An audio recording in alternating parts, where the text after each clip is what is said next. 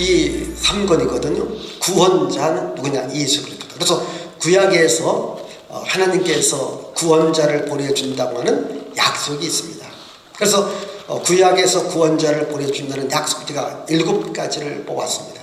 그리고 이제 신약에 와서 구원자 메시아입니다. 그리스도가 누구냐? 예수다. 그럼 예수가 어떠한 분인가를 여기서 정확하게 제가 말씀해 드리고 있습니다. 그래서 이 책은 구원자 예수 그리스도입니다. 그러면 구원자 예수 그리스도께서 어떻게 우리를 구원시켰는가라고 하는 어떤 방법, 구원에 관한 이야기가 이 6월절에서 성찬시라는 이 책에서 자세히 성경적으로 제가 기록해 놓았습니다. 그래서 여러분들이 이 성경 본문을 우리가 정확하게 아는 것 굉장히 중요하고요. 여러분, 많은 교회들이 그 이단과 사이비 때문에 어려움을 당합니다. 우리 교회도 마찬가지입니다. 이단과 사이비 때문에 옵니다. 근데 오다가 나중에는요, 이 교회는 안 되겠다. 슬그머니 갑니다. 나가버립니다. 그래서 아직까지 우리 교회는 뭐 이단과 사이비한테 크게 뭐 피해 당한 이런 경우는 없고, 그러나 아는 것 아닙니다. 왔다가 슬그머니 갑니다. 그리고 또 우리 교인들도 이제 성경 시키다 보면은 이제 만나지 않습니까? 왜 교회 6월절 지키지 않습니까? 여러분, 6월절 지키려고 하면요, 여러분 가장 먼저 누가 있어야 됩니까? 제사장이 있어야 됩니다. 그리고 또 뭐가 있어야 돼요? 양 잡아야 돼요. 그래서 그런 게 있습니다. 당신들 6월절 지키냐고? 그럼 당신들 제사장 있느냐고 물어보라고. 갑자기 그 질문하니까 이네들이 그거까지 준비 안 했거든요. 할 말이 없습니다. 그리고 정말 6월절 지킨다면 양 잡았느냐고. 여러분, 한국에서 양 잡고 6월절 지키는 데가 어디 있습니까? 이거 2가지만 물어봐도요, 또 지금 할 말이 없습니다. 당신은 이단이라고. 똑바로 예수나 잘 믿으라고. 여러분, 이렇게 얘기해 주면요, 뭐 더 이상 말할 것 없어요. 뭐 성경을 찾고 적할 것 없이 6월절 지키는, 정말 당신은 6월절 지키냐고. 6월절 지키려면 제사장이 양 잡아야 되거든요. 그게 6월절 지키는 것 아니겠습니까? 그래서 이렇게 얘기해 주면은 뭐 이단을 금방 우리가 구별할 수 있습니다. 오늘 우리 여러분들이 교회에서 여러분 성도들에게 가장 먼저 구원의 확신을 우리가 심어주는 것 매우 중요하지 않습니까? 그래서 자, 먼저 이 구원에 관한 이야기가 여기 한번 이제 우리 PT를 통해서 한번 보겠습니다. 자, 구원이란 무엇입니까?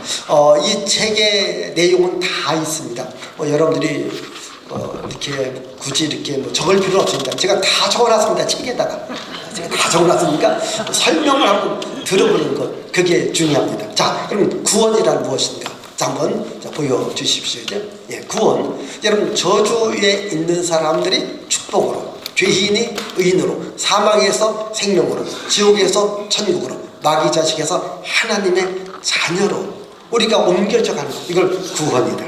자, 다음, 성경은 무슨 책입니까? 오직 예수만을 담고 있습니다.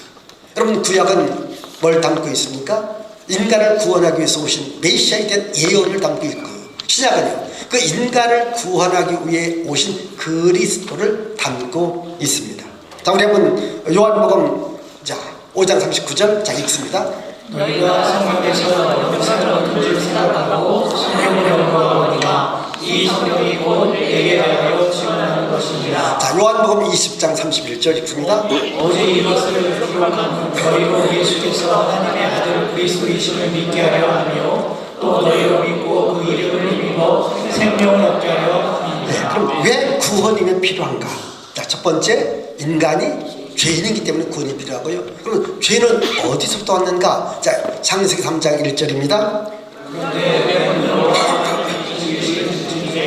가장 그말하라 내니 여자에게 이르되 하나님이 참으로 너에게 동사 모든 나무의 열매를 먹지 말라 하시느냐. 자, 그러면 이 마귀라는 마귀라는 존재는 어떠한 존재인가? 여기 보면 12가지, 물론 더 있습니다. 뭐 뱀, 큰 용, 옛뱀, 마귀, 사탄, 귀신, 악령, 원수, 처녀를 꿰는 자, 참선하는 자, 살인하는 자, 거짓말쟁이, 거짓의 합의, 시험하는 자, 가장 간교한 자, 나쁜 것은 다 마귀에게 속한 거예요. 여러분, 나쁘다, 다 마귀한테 속한 거예요. 이 마귀. 그래서 우리는 이 마귀로부터 우리가 구원받고 우리가 하나님 자녀 됐는데, 저 마귀로부터 우리를 구원시켜 주시는 분 누굽니까? 그분이 바로 예수 그리스도다. 그럼 왜 하나님의 아들이 나타나셨을까요? 자, 요한일서 3장 8절 읽습니다. 죄를 지은 자는 마귀에 속하나니 마귀는 처음부터 범죄하니라. 하나님의 아들이 나타나신 것은 마귀의 일을 멸하려 하십니다. 마귀의 일을 멸하기 위해서 하나님의 아들 예수님이 이 땅에 오셨다. 여러분, 죄는 인간을 죄인으로 만들죠. 자, 죄인인 인간의 모습을 성경 어떻게 말합니까? 자, 저주받으며 살해된다, 죄의 종으로 살해된다, 마귀를 따른 자 가지고 본질상 진노의 자녀로 살다가 결과적으로 죽음을 맞이하게 된다. 자, 그럼 그 다음, 자, 인간을 죄에서 구원할 자가 누구입니까? 당연히 예수 그리스도죠. 그럼 죄인이 구원을 받으면 어떤 결과가 오는가? 자, 그 다음, 자, 구원의 주체는 인간이 아니라 예수님이라는 겁니다. 자, 구원은 하나님이 인간에게 주는 선물이거든요.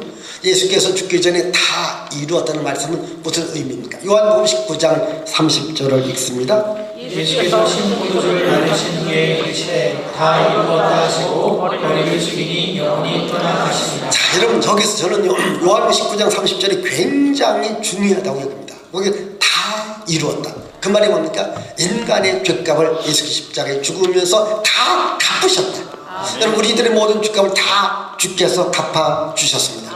우리는 죄 때문에 지옥 가지 않고 우리 죄값을 다 갚아주시고 다 이제 지불하신 예수 그리스도를 믿지 아니함으로 말미암아 우리가 심판을 받는다, 정죄를 받는다. 요한복음 3장 17, 18절에 말씀하고 있습니다. 우리의 죄값을 예수께서 십자가상에서 다 갚으셨습니다. 그게 뭡니까? 다 이루었다. 아멘. 자, 그 다음, 이제 우리 한번, 자, 그 다음 읽어보십시다, 여러분. 자, 그 전에, 우리 첫째 아담과 둘째 아담에 대한 것. 네. 그 앞부분, 앞에. 요거 빼먹은 모양이다.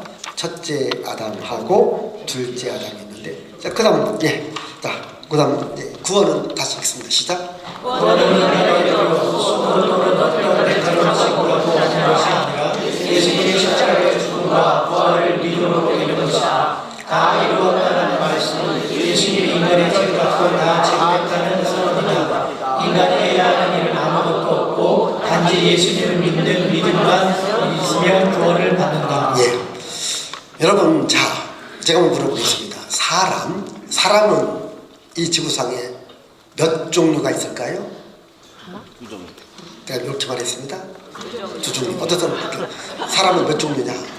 그랬더니 남자와 여자가 있다. 또 뭐 우리 동양인이 있고 또 백인이 있고 흑인이 있다. 그래서 세 종류가 있다. 또 예수 믿는 자가 있고 예수 안 믿는 자가 있다. 이렇게 말합니다. 여러분, 사람은요, 아담입니다. 첫째 아담과 둘째 아담, 딱 둘입니다. 첫째 아담이 지은 죄를 둘째 아담 대신 예수께 다 갚아주신 겁니다. 이걸 믿으면 되는 겁니다. 아멘. 자, 이어지는 2과입니다. 자, 구원과 연관된 용어입니다. 읽습니다. 성경은 구원에 대하여 다양한 방법으로 설명하고 있다. 구원에 대한 단어, 용어의 뜻 정확히 알 때 구원에 대한 이해를 쉽게 할 수 있다. 믿음으로 구원받고 희망으로 상급을 받는다. 아멘. 우리 이제 목사님들이 이제 뭐 집회를 한다든가 부흥을 한다든가, 물론 뭐 저희 교회에서도 뭐 그런 경험도 있었는데, 목사님들이 여러분 구원 받았습니까? 라고 물으면요, 갑자기 교인들이요 당황이 돼서 뭐라고 구원 받은 것도 같고 받지 않은 것도 같고, 구원 받았다면 또 언제 어떻게 받았는가 꼬치꼬치 물으니까 대답하기가 민망하니 가만히 있습니다. 저는 그렇게 말합니다. 구원받는 것 그냥 성경처럼 합니다. 주 예수를 믿어라. 그럼 너와 네 집이 구원을 받는다. 영접하는 자, 그 이름을 믿는 자들에게 하나님의 자녀가 되는 권세를 주었다. 주 예수를 믿어라. 여러분, 예수 믿으면 되어지는 겁니다. 나의 죄값을 갖고 십자가에 죽으신 예수를 믿으면 우리가 구원을 받습니다. 여러분, 구원을 복잡하게 설명해 주지 마십시다. 구원받은 우리가 살아가는 삶이 어렵지, 그냥 나의 죄를 갖고 십자가에 주신 예수 믿는 것은 그냥 믿으면 하나님께서 구원을 줍니다. 여러분, 구원을 가장 극적인 순간에서 가장 빨리 받은 사람이 누굴까요? 십자가상의 강도입니다. 예수를 보면서 예수여 당신의 나라 갈 때에 나를 지켜 가옵소서. 오늘 네가 나와 함께 낙원에 있으리라. 여러분, 또 삭개오를 향해서 그럽니다. 삭개오가 이제 자기의 죄를 고백하면서 또 예수님 말씀을 들을 때 예수께서 말하기 오늘 너도 아브라함의 자손이다. 여러분, 간단합니다. 쉽습니다. 절대로 여러분 구원에 대해 성도들에게 어렵고 복잡하게 설명하지 마십시오. 그러나 성경은 이 구원에 관한 용어가요 다양하게 기록된 것을 아시기 바랍니다. 이 책에 대해서 구원에 대한 다양한 이야기를 나와 있는데 한번 저기 보십시다. 자, 구원이라는 말이 있습니다. 구원받았다, 의롭다 얻었다, 죄사함 받았다, 대속했다, 속죄했다, 성량했다, 또 구속, 거듭남, 중생, 양자, 생명, 영생, 하나님의 자녀, 또 하나님의 나라에 간다. 여러분, 이 모든 것들이 다 구원하고 연결되어진 단어들이다. 자, 이어지는 우리 요한복음 10장 28절 19절을 읽습니다. 내가 그들에게 영생을 주노니 영생이 멸망하지 아니하시고 또 그들에 대해 손에서 빼앗을 자가 없느니라. 그들을 주신 내 아버지는 만물보다 크심에 아무도 아버지의 손에서 빼앗을 수 없느니라. 아멘. 자, 우리 그 다음 이야기 한번 보십시다. 가문의 영광. 이것은 요 책에 있는 36페이지에 정확하게 써놨습니다만은 그래도 한번 자 읽어보십시다. 더 가문의 영광이 시작되었다. 나 때문에 가문의 영광이 끝나야 한다. 네, 이제 가문을 자랑합니다. 그렇게 말합니다. 당신의 가문 당신으로 끝나지만 우리 가문은 나로부터 새롭게 시작됩니다 라는 그 유명한 이야기가 여기 있으니까 집에 가서 꼭 읽어보시길 바랍니다. 여러분부터 여러분들의 가문을 좀 명품 가문으로, 명문 가문으로 만들기를 바랍니다. 또 여러분들의 교회를 명문 교회로 만들기를 바랍니다. 누구 때문에? 나 때문에. 나로부터 새롭게 만들 수 있습니다. 여러분, 중요한 것은 나 하나가 어떻게 서 있는가, 그게 중요합니다. 자, 3과입니다. 자, 구원과 하나님의 나라입니다. 자, 마태복음에서 이 하나님의 나라를 천국으로 표현했고, 마가복음은 또 누가복음은 하나님의 나라. 근데 요한복음은요, 이 생명과 영생에 대한 것을 강조하고 있습니다. 그래서 우리가 이 마태, 마가, 누가, 요한복음을 보면은 모두가 다 천국에 대해서, 하나님의 나라에 대해서, 영생과 또 생명에 대한 것을 말하고 있습니다. 자, 그 다음 읽습니다. 예수님의 가르침의 중심주제는 하나님의 나라이다. 구원을 받는 말은 하나님의 나라에 갈 수 있는 권리를 받은 것과 자, 여러분, 예수님의 가르침의 중심 주제는 뭡니까? 하나님의 나라가 아니겠습니까? 여러분, 마태복음 5장에도요, 예수께서 입을 열어 가르쳐 가라사대 심령이 간다는 보겠느니 천국이 저희 것이요. 또 마가복음 1장에서도 하나님의 나라의 복음을 전하려고 예수께서 오신 겁니다. 그러면 예수께서 전할 것은 뭡니까? 하나님의 나라입니다. 왜? 하나님의 나라를 우리들에게 알려주려고. 이게 복음이라고 하는 것이 뭡니까? 기쁨의 소식입니다. 뭐가 기쁨의 소식입니까? 하나님의 나라가 있다. 하나님의 나라에 간다. 아마 여기 계신 여러분 가운데 그런 일은 없습니다. 그럼 오늘 여기 오신 분 가운데 제가 한 10분을 뽑아서 한번 세계 일주에 할 수 있도록 한 5,000마리씩 준다고 해봐요. 굉장히 기뻐하실 거예요. 근데 그런 일 없다겠어요? 네? 그러겠죠. 네? 여러분, 세계 일주만 한다 그렇게 좋아하는데, 아니 하나님 나라에 간다고 하는데 왜 좋아하지 않습니까? 네? 하나님의 나라. 여러분, 요한 14장에 보면 예수께서 이제 십자가에 죽으셨고 부활하시지 않습니까? 그리고 이제 부활 승천이 있습니다. 제가 부활주일부터 지금까지 계속해서 부활 이후에 대한 말씀을 전하고 있는데, 예수께서 승천하기 직전에 만민에게 복음을 전파하라. 그리고 믿는 자들에게 이런 표적이 있다는 적에 내 이름으로 귀신을 내쫓을 것이고 무슨 독을 마실지라도 또 뱀을 집을지라도 해를 받지 않는다.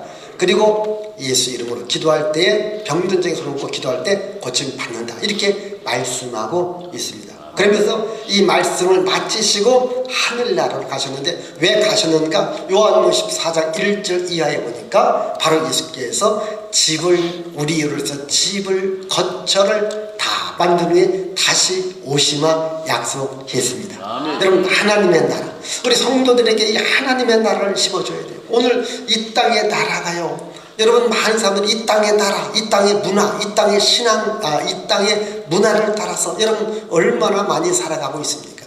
그래서 이 땅의 문화 때문에 오늘날 여러분 목회하기가 어렵습니다. 이 땅의 문화를 이길 수 있는 것이 뭡니까? 하나님 나라에 대한 신앙을 확실하게 우리 성도들에게 심어주는 겁니다. 여러분, 끊임없이 하나님의 나라, 이 구원에 관한 것을 우리 성도들에게 심어주는 것 매우 중요합니다. 어쨌든 성경은 이 하나님의 나라에 대해서 말씀하고 있습니다. 자, 그럼 하나님, 예수님과 우리 하나님의 나라. 자, 첫 번째 읽습니다.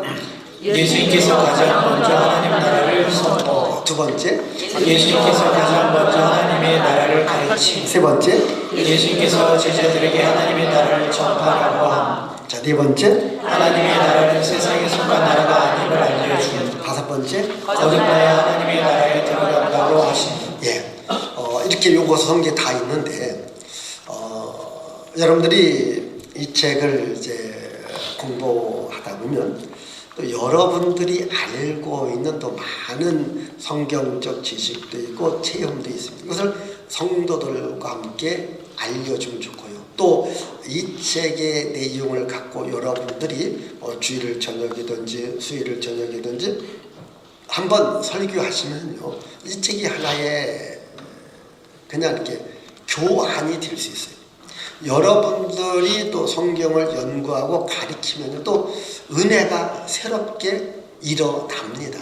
그리고 이 책은 제가 우리 목양교회 성도들에게 성경 공부를 하기 위해서 제가 이제 교환을 만들어서 처음에는 A4 용지, 이러한 그 A4 용지에다가 이제 나누어졌는데 가만히 보니까 뭐 갖고 가면은 그게 보관하기도 어렵고 또 나중에 보면은 분실됩니다.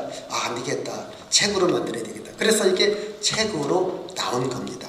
그래서 여기 있는 내용은 이 성경에 있는 내용, 또 구원에 대한 내용을 다 담지 못하고, 그래도 우리 성도들이 여기까지는 또 이 정도는 알아야 되겠다, 이런 부분을 담고 있기 때문에 여러분들이 이 책을 공부하면서 또 여러분들이 알고 있는 많은 내용을 또 우리 교인들한테 가르쳐주면 됩니다. 자, 사도들은 하나님 나라를 어떻게 말했을까요? 자, 믿음으로 구원받아야 하나님 나라에 간다. 두 번째 읽습니다. 하나님 나라에 들어갈 자들은 어떤 신앙을 주시. 자, 세 번째. 바울은 하나님의 나라에 대하여 강론했다. 네 번째. 하나님의 나라를 받는 자의 생활. 다섯 번째. 하나님의 나라를 알려주어야 함. 여섯 번째. 하나님 나라가 이루어지는 신앙생활. 네, 하나님의 나라가 이루어지는 신앙생활. 우리 이어지는 세 번째 부분은요, 자, 하나님 나라에 들어가기 위한 그 신앙 고백, 믿음의 고백이죠. 내가 예수님을 믿는다. 어찌 보면요, 믿음이 가장 중요하지 않습니까? 우리가 믿음 생활한다, 신앙 생활한다. 그 믿음이 뭡니까? 예수님을 믿는 건데 어떠한 예수님을 믿느냐, 그게 중요합니다. 어떤 예수를 믿습니까? 여기 보니까요, 신앙 고백이 나와 있는데, 먼저 이 바울의 신앙 고백, 여기 사도행전 9장 20절에서 22절에 보니까 예수님을 하나님의 아들, 그리고 그리스도. 자, 그럼 여러분 묻습니다. 그 사도 바울, 이제 사울이죠. 사울은 하나님을 잘 믿었던 사람일까? 안 믿었던 사람일까? 예, 사울은요, 하나님을 잘 믿었던 사람입니다. 믿음의 열정이 강한 겁니다. 그런데 사울이 누구를 안 믿었어요?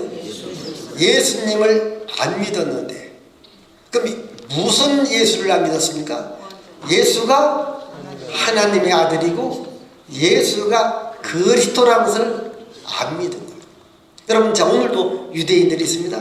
유대교입니다. 우리 기독교인들이 있습니다. 여러분, 유대인들은 뭡니까? 지금도 예수님을 안 믿어요. 그 예수님을 단순하게 선지자 중에 한 사람으로는 인정합니다.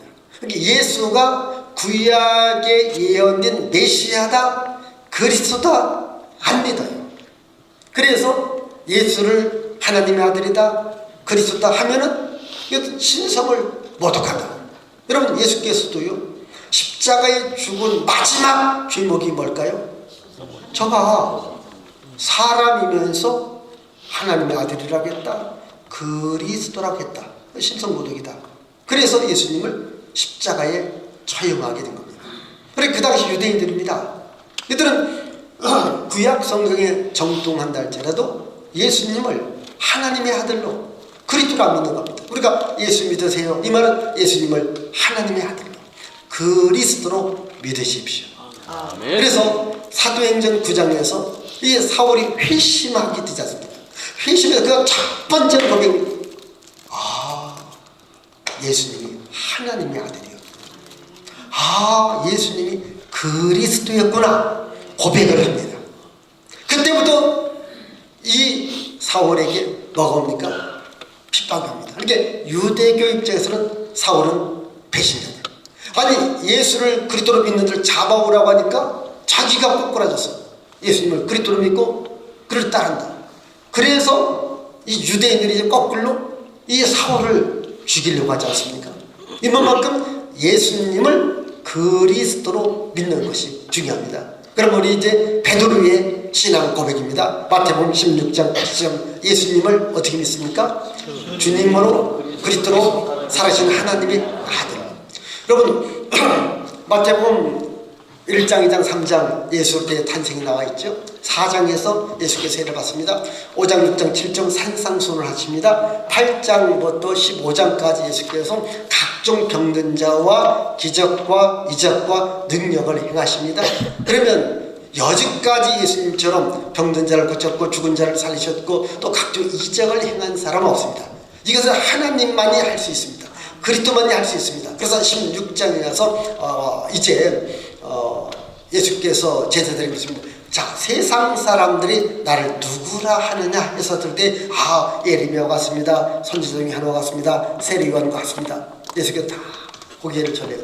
그건 아닌데, 아니. 그래서 예수께서 베드로한테 너희는 나를 누구라 하느냐. 근데 베드로가 예수를 주는 그리스도시요 살아신 하나님의 아들입니다. 이렇게 고백하니 예수께서 발견하시고, 네가 복이 있다. 이것을 내게 알게 하기는 혈육이 아니요 하나님 아버지께서 알게 하셨다.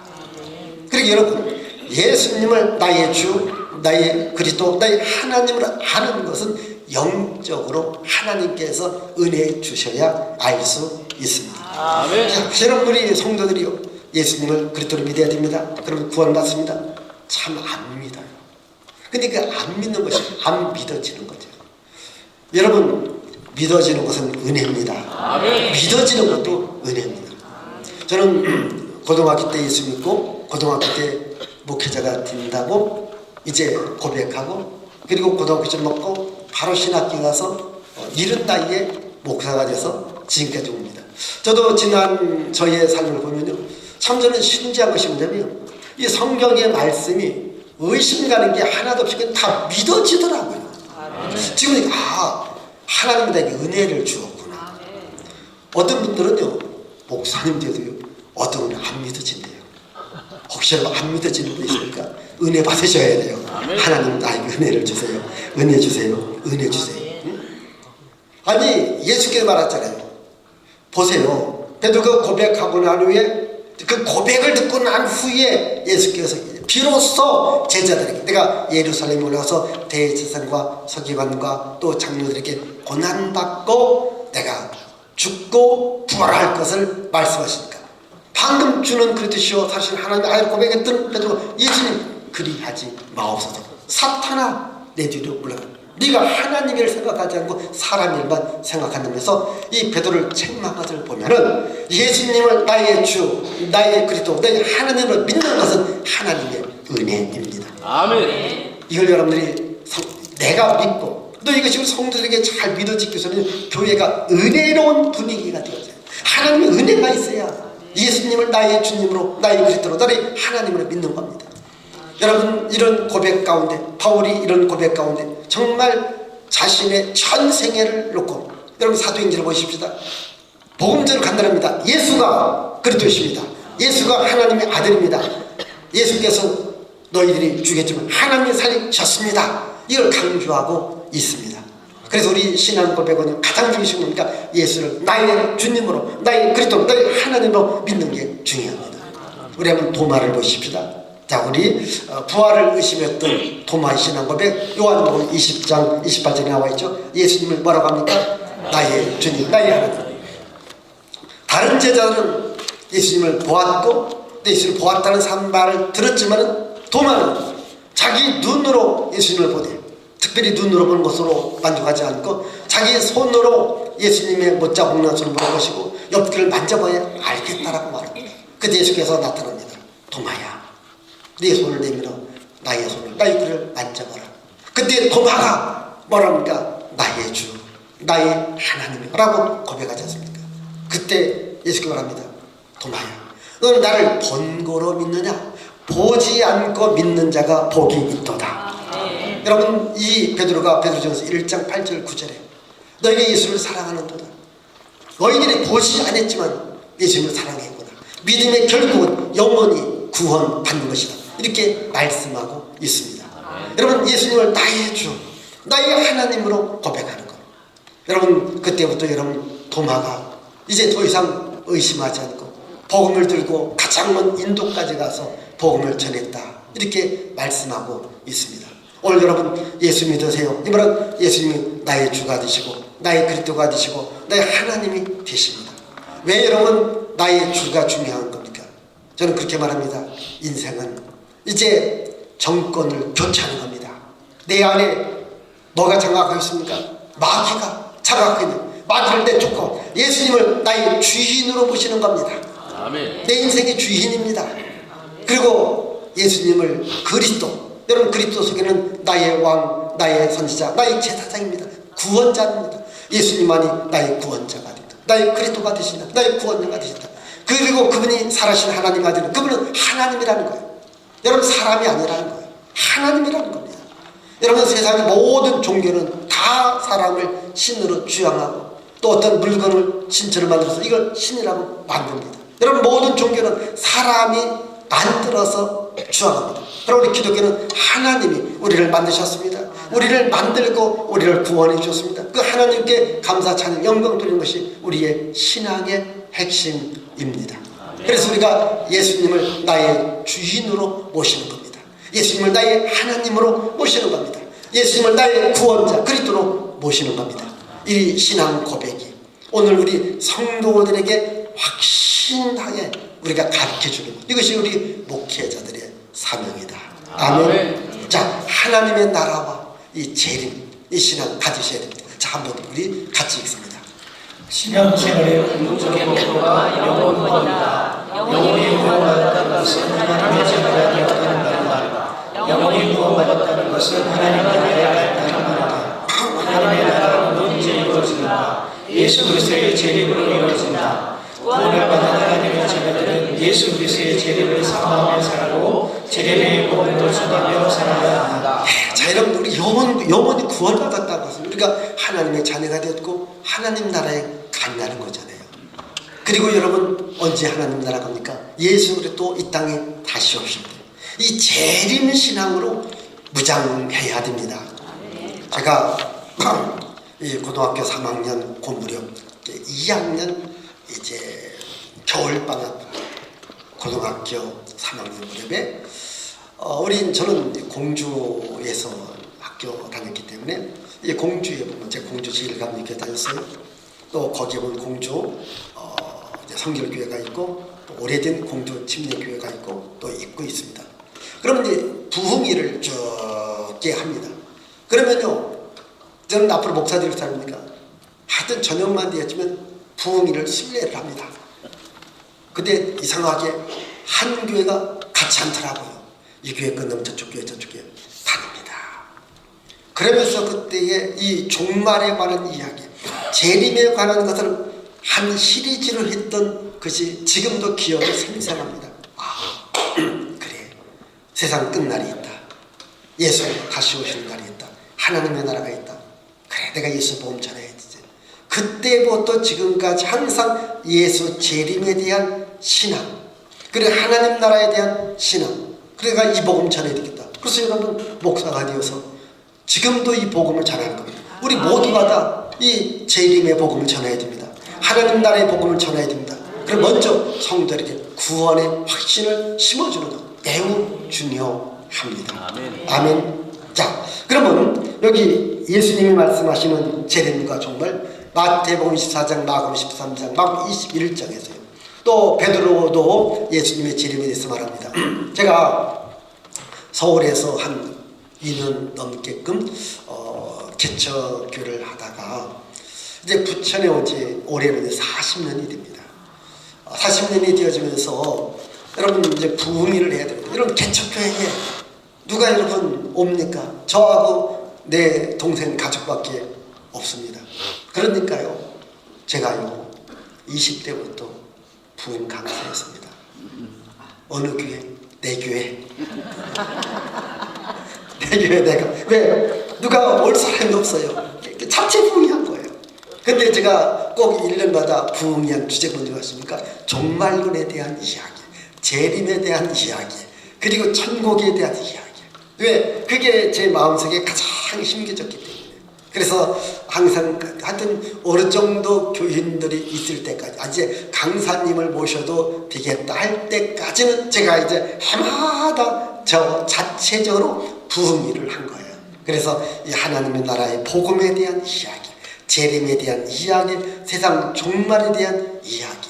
그래서 그때는요, 이 요한계시록을 보고 또 보고 하루에 한 번씩 읽어보고 또 읽어보고 로마서 읽어보고 또 읽어보고 이러면서 이제 성도들에게 복음을 전하면서 오늘까지 온 겁니다. 여러분, 성경에 예수 재림에 대한 이야기, 세상 종말에 대한 이야기, 하나님 나라에 대한 이야기가 있습니다. 이것을 우리 성도들에게 심어줘서 성도들로 하여금 이 재림신앙으로 부정해야 돼요. 지금 여러분, 제가 이 세상 돌아가는 거 보면요, 정말 세상 끝날이 가까이 오고 있지 않겠는가. 여러분이 칼빈이 요한계시록을 주석할 때에 한 3장 정도까지는 술술 나왔는데 그 이후부터는 이 요한계시록 후반부부터는 도대체 모르겠다. 그래서 요한계시록 후반전은 이 주석을 못 썼다고 하는 그런 이야기가 있습니다. 여러분, 사실 100년 전, 아니 50년 전만 하더라도 이 요한계시록 이야기가 잘 풀리지 않는데 지금 와 보니까 이 세상 돌아가는 것들이 보니까요, 막 불화살이 왔다가 폭발 터지고 뭐 화염병 이게 다 요한계시록 말씀이 다 이루어져 가는 겁니다. 그럼 여러분, 요한계시록이 이루어지고 여러분 복음이 지금 땅 끝까지 다 전파되지 않습니까? 우리 주님 오실 날을 사모하고 기다리면서 이 재림의 복음, 종말의 복음, 구원의 복음, 하나님 나라의 복음을 우리가 교회에서 전해야 돼요. 아멘. 목회자의 생명, 교회 생명은요 하나님 나라에 있습니다. 하나님 나라. 여러분, 이 땅에서 여러분 우리가 영생복락할 수 없습니다. 이 땅에서 우리가 잘 먹고 잘 살아가는 게 그게 중요한 게 아닙니다. 늘 주님과 동행하는 에녹처럼 늘 주의 나라 바라보면서 우리가 살아가야 되고요. 이 엘리야가 엘리사에게 성령의 갑절의 능력을 부어주듯이 성령 충만받고 이 예수 그리스도의 복음을 전하면서 우리가 살아가는 것, 이것이 목회자, 오늘 부름받은 우리가 해야 될 일이 아니겠는가. 여러분, 다시 한번 재림신앙으로 하나님 나라 신앙으로 무장할 수 있기를 바랍니다. 자, 요한과 예수님의 재림. 자, 요한계시록 20장 20절 21절 자 같이 읽습니다. 이것들을 증언하는 이가 이르시되 내가 진실로 속히 오리라. 아멘. 예수여 오시옵소서. 자, 모든 자들에게 있을지어다. 바울과 예수님의 재림, 고린도전서 우리 16장을 읽습니다. 누구든지 주님을 사랑하지 않는 사람은 저주를 받으라. 마라나타, 우리 주님 오시옵소서. 여러분, 마라나타, 우리 주님 오시옵소서. 우리 찬양을 있지 않습니까? 마라나타. 찬양은 잘 불러요. 그런데 재림신앙, 종말신앙, 하나님 나라 신앙은 좀 약한 것을 보게 되는데, 정말 여러분, 저는 이 재림신앙, 나팔 불 때 나의 이름 불려질 때 잔치 참여하겠네요. 아멘. 아멘.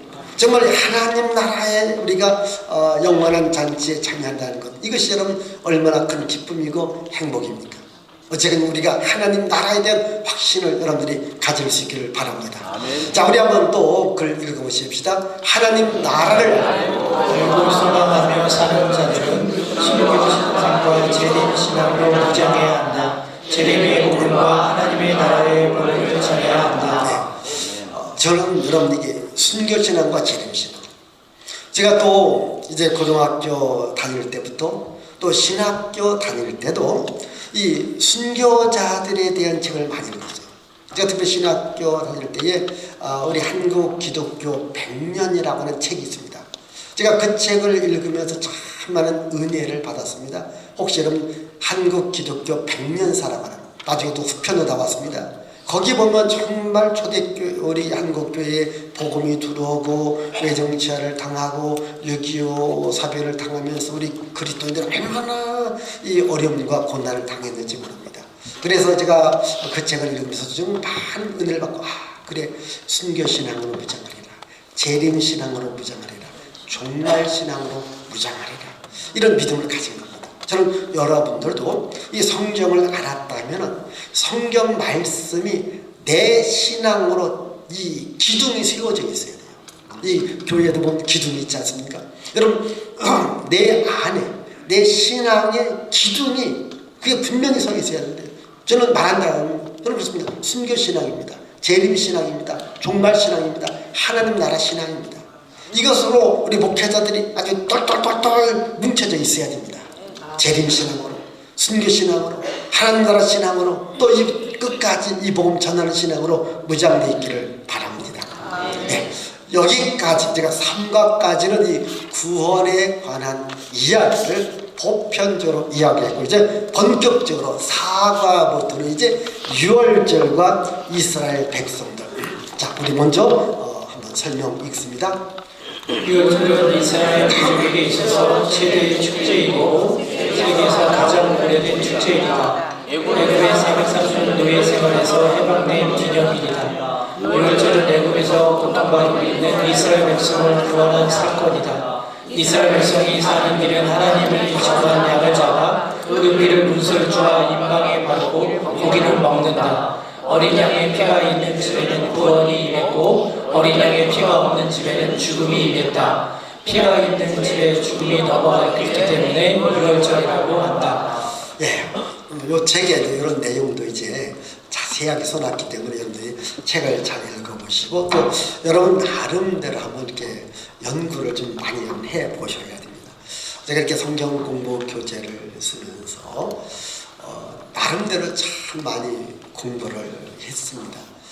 저는 지금도 그렇게 우리 성도들에게 말합니다.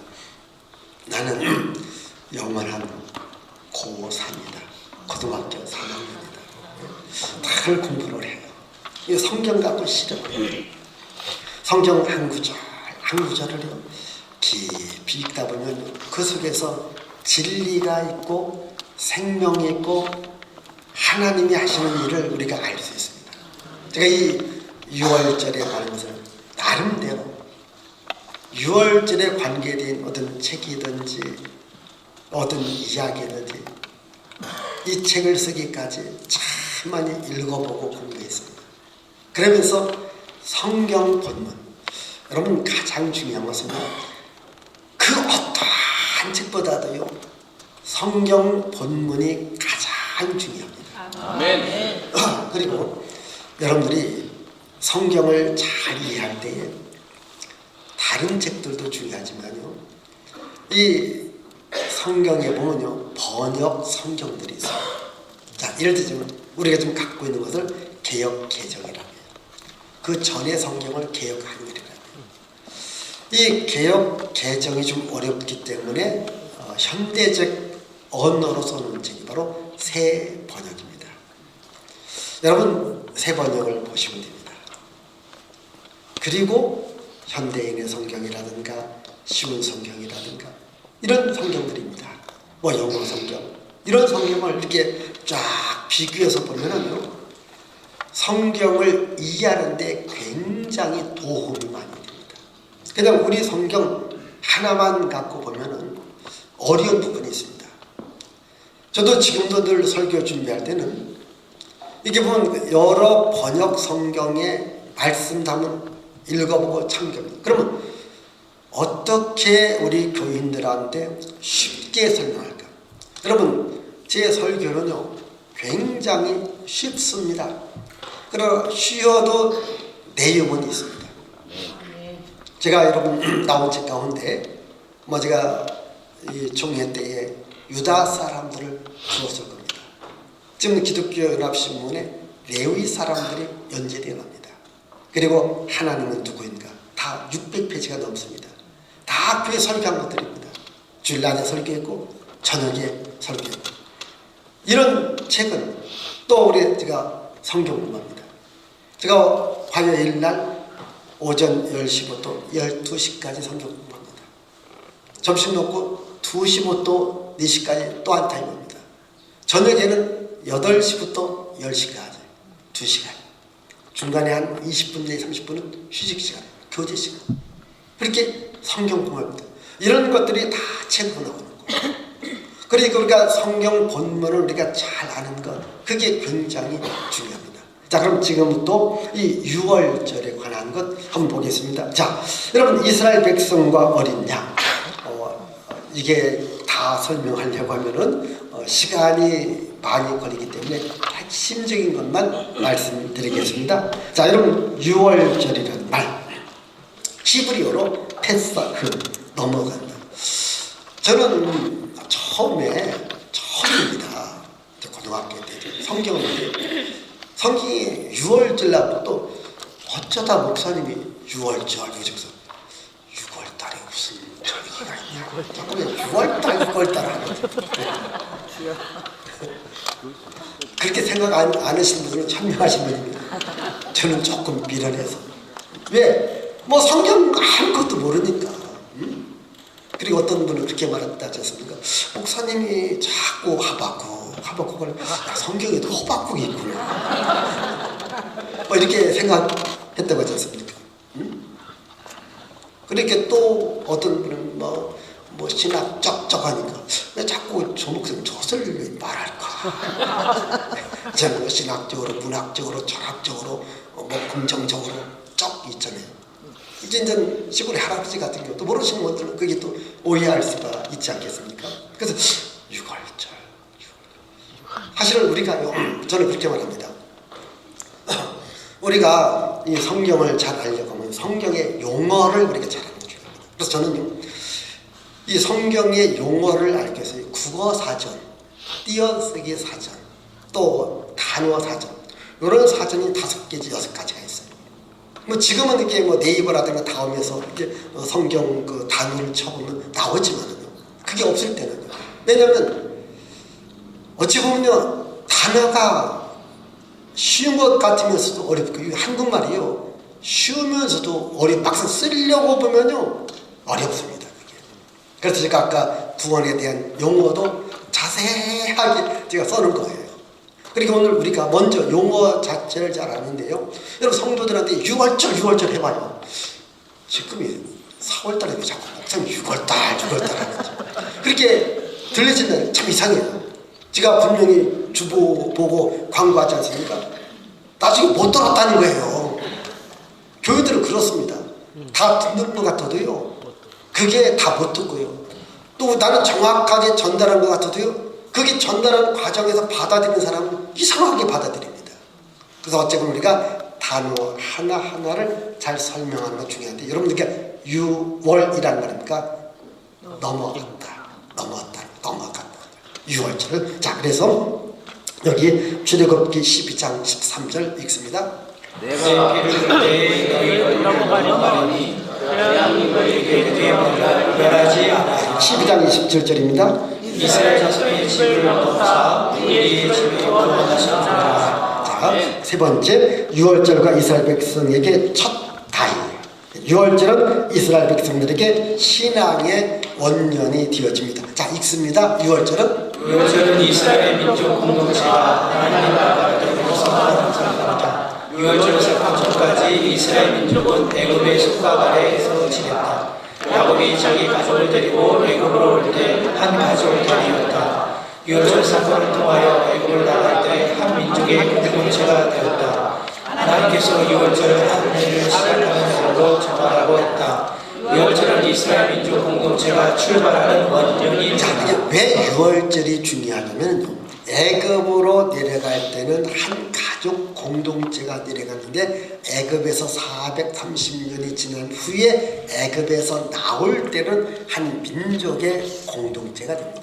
그 민족의 공동체가 시작되는 그날이 뭡니까? 유월절이거든요. 그래서 이 유월절을 이제 이스라엘 민족의 원년으로 삼으라 이렇게 말하고 있습니다. 다음 글 읽습니다. 유월절의 영적인 의미는 예수 그리스도의 십자가의 사건으로 연결된다. 누구든지 예수 그리스도께서 십자가에 흘리신 피를 믿는다면 구원을 받아 하나님의 자녀가 된다. 예수님의 피를 통하여 구원을 받고 사는 삶이 영적인 새 삶을 사는 원년이 된다. 예, 그렇습니다. 여러분 유월절의 영적 의미는요, 이게 예수 그리스도의 십자가 사건으로 연결되어집니다. 그래서 우리가 예수 그리스도의 십자가의 죽음과 부활을 믿음으로 말미암아 우리는 구원받은 하나님의 자녀가 됩니다. 그래서 우리는 구원받은 하나님의 자녀의 삶이 영적으로 새 삶을 살아가는 원년이 되어진다. 자, 두 번째, 유월절은 애굽 백성과 이스라엘 백성들이 구분되어지는 날입니다. 자, 유월절은 새로운 달, 새로운 해라고 하는 예표가 있습니다. 자, 읽습니다. 예수 그리스도를 말한다. 예수님의 탄생을 말하며 새로운 해가 생겼다. 예수 그리스도의 탄생으로 인류의 역사는 전예수의 역사와 예수 탄생 이후의 역사로 구분된다. 자, 여러분 이 유월절이 어린 양을 중심으로 해서 전에를 민간역이라고 하고 이제 성역이라고 하고요. 그리고 예수 그리스도 탄생절을 BC AD 믿기 전의 생활과 믿고 난 후의 생활이 우리는 바뀌어져야 되겠죠. 자, 네 번째 읽습니다. 자, 유월절 예식과 여호와의 절기입니다. 읽습니다. 유월절을 통한 이스라엘 민족의 영혼은 이스라엘 민족을 향한 하나님의 사랑이요 이스라엘 민족이 억압으로부터 구원과 자유를 얻은 날이다. 구원과 생명과 자유를 얻는 날을 잊어서는 안 된다. 자, 이 날은 잊어서는 안 됩니다. 그래서 출애굽기 12장 14절에 뭐라고 합니까? 너희는 이 날을 기념하여 여호와의 절기를 삼아 영원한 규례로 대대로 지킬지니라. 자, 그래서 이제 그 다음 보십시다. 유월절 예식할 때에 자녀들이 묻습니다. 우리 한번 출애굽기 12장 27절입니다. 여호와께서 애굽 사람들에게 재앙을 내리실 때에 애굽에 있는 이스라엘 자손의 집을 넘어사 우리의 집을 구원하셨느니라 하에 백성이 머리 숙여 경배하니라. 자, 무슨 말이냐면요, 이제 유월절은 이스라엘 공동체가 시작되어지는 날입니다. 그게 첫 날, 첫 달, 첫 해의 출발입니다. 그래서 이 유월절을 여호와의 절기로 정하여서 대대로 지키라고 했어요. 자, 유월절을 여호와의 절기로 정해라. 그다음 이것은 다른 여호와의 절기다. 그리고 대대로 지켜라. 그래서 이제 1년이 되어지면은 유월절 지키는 겁니다. 마치 우리 민족이 1월 1일이면 우리가 새해가 시작되어지는데 아직도 우리 한국인들은 설날을 더 귀하게 여깁니다. 설날 지나가야 한 살 먹었다 이렇게 얘기합니다. 뭐 지금 우리 젊은 세대들은 그냥 1월 1일을 중요하게 여기는데 여기 지금 나이 좀 먹은 사람들 어렸을 때의 이 설날의 이 기억과 설날의 추억이 있는 분들은 그래도 설날이 되어야만이 먼저 한 해가 가고 새로운 한 해가 오는 것 같습니다. 여러분 이스라엘 백성들에게도 유월절은 그들의 새로운 날이 되고 새로운 달의 시작이 되어지는 겁니다. 그래서 그날만 되어지면은 이제 유월절을 지키면 아까 말씀드렸듯이 이제 양을 잡고 제사장들의 지시에서도 양을 잡고 고기를 먹고 무교병을 먹고 쓴나물을 먹고 이렇게 하지 않습니까? 그러면 그걸 이렇게 자녀들이 지켜봐요. 자녀들이 지키면서 아버지 왜 이걸 합니까? 어머니 왜 이걸 준비합니까? 라고 자녀들이 묻는다면 하나님께서 우리 민족이 애굽의 억압과 고통과 핍박 속에 있었을 때 우리를 건져내 주었다. 아멘. 우리를 구원해 주었다. 우리를 구원하신 하나님께서 이날을 여호와의 절기로 지키라 해서 우리를 구원하신 하나님께 감사와 찬양과 영광을 돌리는 것이다 하면서 자녀들에게 알려주는 겁니다. 우리 또 하나의 사건이 있습니다. 우리 요단강을 건넌 후에 기념비적인 돌을 세우는데 우리 한번 여호수아 4장 7절 읽습니다. 그들에게 이르기를 요단의 물이 여호와의 언약궤 앞에서 끊어졌나니 곧 언약궤가 요단을 건널 때 요단물이 끊어졌으므로 이 물들이 이스라엘 자손에게 영원한 기념비가 되리라. 자, 그 다음도 자 읽으면 신앙은 자 읽습니다.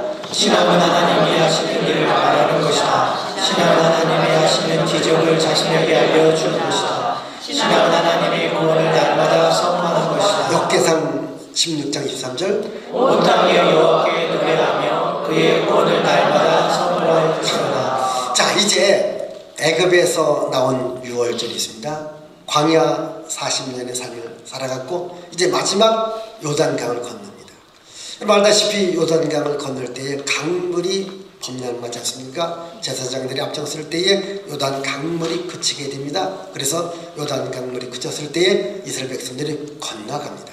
그때 하나님께서 여호수아를 통해서 돌을 갖다가 기념비를 세우라. 그래서 12지파에게 돌을 갖고 와서 기념돌을 세웁니다. 그러면 이제 나중에 이스라엘 백성들이 비슷한 돌이 거기 쭉 있다 보니까 묻지 않겠습니까?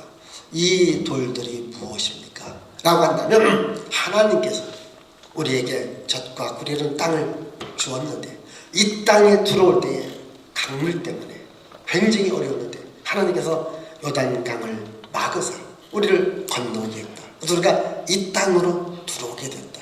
이것을 기념하여서 이 돌을 세운 것이다. 하나님께서 우리에게 새 땅, 젖과 꿀이는 땅을 주었다. 그래서 하나님을 우리가 찬양해야 되고 하나님을 높여야 되고 하나님을 우리가 알려야 된다. 이것을 자녀들에게 알려주라는 거예요. 그러니까 여러분 신앙은 자녀들에게 전수되어야 됩니다. 또 신앙은 우리 목회자들이 성도들에게 끊임없이 하나님이 하시는 일을 알려주어야 됩니다. 여러분 하나님이 하시는 일. 여러분 시편 40편 5절에도 여호와께서 인생에게 행하신 기적이 너무 많다. 내가 다 말하려고 하더라도 너무 많기 때문에 내가 무슨 말을 해야 될지 모르겠다. 이렇게 말씀하고 있지 않습니까? 여러분 인생에게 행하신 일이 너무 많다. 여러분 시편 107편에도요 여호와께서 인생에 행하신 기적으로 말미암아 그를 찬양할지어다 이렇게 말씀하고 있습니다. 이렇게 하나님이 하신 일을 우리는 끊임없이 말해줘서 우리 성도들이 삶에서 어렵고 힘들 때에 하나님께서 이 일을 해주실 것입니다. 하나님의 구원을 주실 것입니다. 하나님의 능력을 줄 겁니다. 하나님 사업의 복을 줄 것입니다. 하나님 자녀들에게 지혜를 줄 것입니다. 하나님께서 기적을 줄 것입니다. 이거 하나님이 하시는 일을 끊임없이 말해주라는 거예요. 하나님이 하시는 일을 말해주라는 거예요. 오늘 여러분 하나님이 하시는 일을 얼마나 말하고 있습니까? 또 한 가지 중요한 것은 뭡니까? 역사를 잊지 않도록 하는 거예요. 여러분 예루살렘의 홀로코스트 이제 유대인들의 학살 기념관 있지 않습니까? 거기 유명한 글자 있습니까? 역사를 잊지 말자. 그러나 용서는 하자. 용서는 해주되 우리의 이런 아픈 역사는 잊지 말자. 여러분 우리나라의 이 독립운동하던 신체 단체호 선생님입니까? 역사를 잃은 민족에게는 미래가 없다. 우리는 우리 한국의 역사를 잘 아셔야 돼요. 그리고요, 성경의 역사를 잘 아셔야 됩니다. 오늘날 여러분이 중동 사태를 보면서 여러분들은 뭘 느끼게 됩니다. 여러분, 성경은 항상 이스라엘을 중심으로 해서 역사가 움직입니다. 지금 여기 애굽에서 나왔습니다. 여러분, 애굽 다음에 아수르가 북왕국을 멸망시킵니다. 이어서 바벨론 제국이 멸망시킵니다.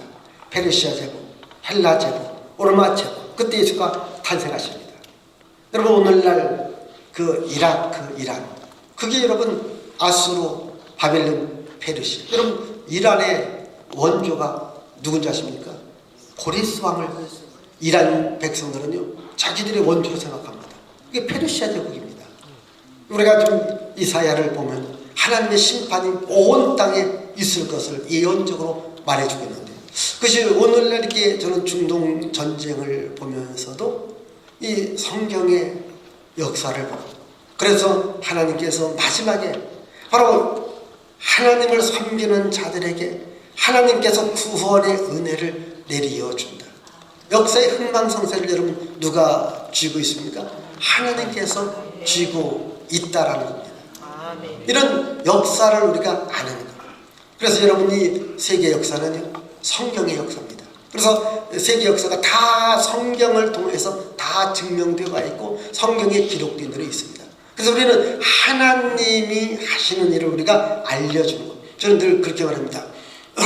역사의 흥망성쇠를 주관하는 분이 누구냐? 하나님입니다. 인간의 생사화복을 주관하는 분이 누구냐? 그분이 하나님이시다는 거예요. 아멘. 우리는 그 하나님을 믿고 하나님을 통해서 우리가 구원받았고 하나님 나라 갔습니다. 그리고 우리 성도들에게 이런 하나님의 나라를 끊임없이 우리가 잘 심어줘서 정말 이들도 하나님 하신 일을 경험하고 또 하나님 하신 일을 우리가 체험하고 또 하나님 하신 일을 우리가 알려주는 것 중요합니다. 오늘 예배가 여러분 왜 중요합니까? 바로 우리가 늘 하나님 하신 일을 늘 알려주는 거예요. 늘 알려줘요. 여러분, 우리 성경 말씀 있잖아요. 하나님의 말씀을 알기 쉽게 우리에게 알려주세요. 왜? 늘 읽기 쉽기 때문에. 우리는 늘 믿습니다. 그러니까 또 말씀해주고요, 또 말씀해주고요, 또 말씀해주고요. 여러분, 사사기 2장에 보면요, 이제 그렇게 나옵니다. 이제 여호수아가 죽었습니다. 여호수아 시대 때 장로를 죽었습니다. 그러니까 그러게 여기 보니까 다음 세대가 아니라 다른 세대라고 해요. 다른 세대가 여호와를 알지 못했다. 그래서 우상숭배하게 됩니다. 여기서 또 사사기 역사가 어떤 얘기입니까? 사이클의 역사. 이제 이들이 이방 민족에게 고통당합니다. 고통당하니까 하나님께 부르짖습니다. 하나님께서 구원자를 보내주십니다. 구원해 줍니다. 평화가 유지됩니다. 어느 정도 평화 유지니까 다시 또 범죄하게 됩니다. 타락하게 됩니다. 이방인들한테 짓밟히게 됩니다. 고통당합니다. 또 부르짖습니다. 하나님 구원자를 보내주십니다. 그 다 평화가 이런 사이클처럼 계속 이어지는 역사가 사사 한 명씩 등장할 때마다 생기지 않습니까? 왜 그렇게 이어집니까? 하나님이 하시는 일을 계속해서 알려줘야 되는데 이것을 알려주지 못합니다. 여러분, 하나님 말씀 우리가 매주마다 하나님이 하시는 일을 알려줘야 돼요. 더 예배에 모이게끔 해야 됩니다. 더 성경 공부하게끔 해야 됩니다. 더 성경 읽게끔 해줘야 돼요.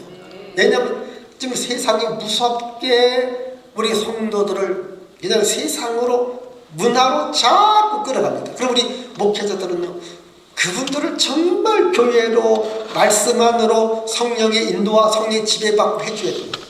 지금은요, 이 목회가 영적 전투입니다. 진짜. 여러분 가만히 있으면 우리가 시골 살 때요, 이 서울 올라가면요, 눈 똑바로 뜨고 가는 거예요. 눈 감고 배가 나요. 여러분, 우리 어렸을 때 그 말 듣고 살았잖아요. 지금 우리 목회자들이요, 까딱지는 교인들 다 뺏깁니다. 다 세상 문화에 뺏깁니다. 세상에 뺏깁니다. 이게 더 말씀, 이런 성도들이 읽기 잘합니다. 또 알려주고 또 알려주고, 이런 기도해야 하고요, 성령 충만하게끔 하고요, 성경 공부해야 되고요, 더 예배에 집중해야 되고요. 그래 성도들 나이가 정말 교회에 오게끔 근데 말씀으로 무장을 시켜야 됩니다. 여러분 생각해 보세요. 왜 이단과 사이비가 분립입니까? 신기하지 않습니까? 이단인데 사회를 느끼게 됩니다. 제가 이 성경 보면서요 깨닫는 그들은요 놀랍도록 그들 나름대로 교리를 가르쳐요. 얼마 가르치면 달달 유익게 가르칩니다. 만약 여러분 이런 책 한 권 있잖아요. 다 암기를 시켜버려요. 자, 교리를 여러분 보세요. 그렇게 자기들 교리가 탁탁탁 돼 있어요. 근데 우리 교인들 성경 구절 몇 구절이나 암송합니다. 예? 성경이 구원하는 진리를 얼마나 봅니까? 이단 사이비들은요 초등학생들만 하더라도요 막 얘기를 잘합니다. 우리는 집사님들도요 집사님 구원에 관한 얘기해봐요. 목사님 나한테 시키지 마세요. 대표 기도만 시키려고 해도요 시키지 말래요. 시키면 안 나온대요. 우리는 이 교육과 훈련이 굉장히 약합니다.